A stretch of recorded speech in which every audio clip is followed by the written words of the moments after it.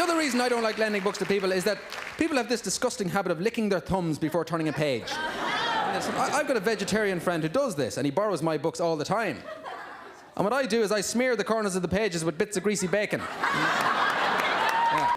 And a doctor friend of mine was telling me to relax, and he said the best way to relax is to go on holidays. And you know this, far from being relaxing, going on holidays is the most stressful thing you can do in your life. You know, you're in a blind panic before you even leave the house in the first place. Thinking of all the things you have to do. Oh my God, I'm going to have to cancel the milk, and I'm going to have to put down the dog, and you know, and leaving a light on doesn't fool the burglars for a second. They know all about that. I'm going to have to leave a hairdryer on for 2 weeks. So as they'll think there's somebody inside with a massive head of hair.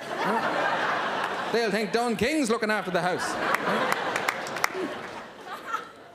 Anyway, some of you may know that Ireland has the reputation for being a great literary nation. You know, you walk into any bar in Dublin, apparently it's full of writers and poets. Most other countries, they're called drunks. Not in Ireland.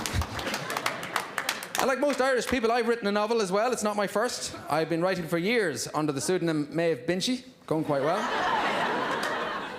And this person asked me if I was ever stuck on a desert island. I was on a radio talk show, and the presenter asked me if I was ever stuck on a desert island, what 2 books would I bring with me? And I didn't like the threat implied in that question, and I said to her, the first book I'd bring with me would be a big plastic inflatable book.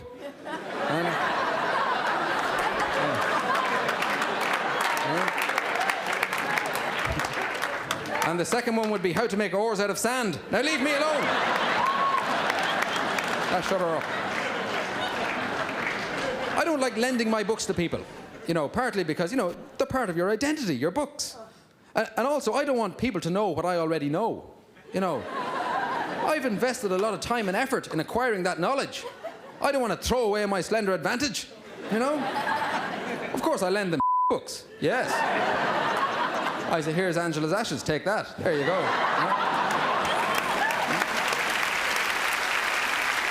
Now, the other reason I don't like lending books to people is that people have this disgusting habit of licking their thumbs before turning a page.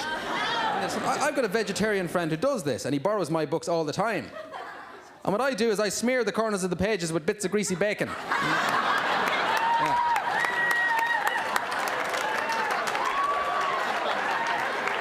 And I stick a sausage in the middle as a bookmark. Now, I don't know everything, but I do know this. There are 2 types of people in the world, 2 types of people in this room tonight. There are those who have lots of casual sex with strangers.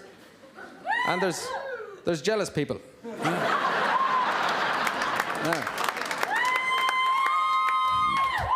And there they are over there. This could be your lucky night. Anyway. And according to a magazine I get called Gross Generalization, very important publication, a person has sex 2,580 times in his or her life. It's an awful lot of sex. It means I have a lot of catching up to do. Yeah. I used to get this Irish Catholic magazine called Under No Circumstances, and that painted a very different picture. But I was trying to work out an average. How many times a year is that? Assuming you start having sex when you're 33 and you keep going until you're married for a while. Some of you know that marriage is when 2 people are joined together to become one desperately boring person. Yeah. And now in Ireland it took us quite a while to catch up. I mean, we're very sexually liberated now, of course, as a nation. But it wasn't always the case, you see, because we didn't have the 60s in Ireland. We went straight from the 50s to 1972. So we didn't experience notions of flower power or free love or Woodstock. We didn't have any of that. You know, we wouldn't have known what to do with free love. You know, you'd be saying, what do you want? What are you after? My land? Huh? Go away.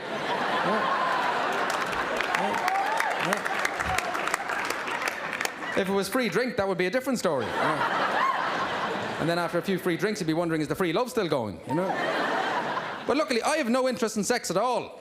You know, it's so undignified, really, isn't it? Attaching yourself to another human being like that. Oh, I'm making all those faces. And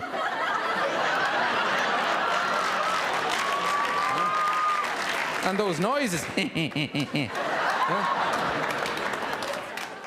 Surely there must be a more dignified way to express your love and admiration for another human being You know, like baking them a nice cake or something.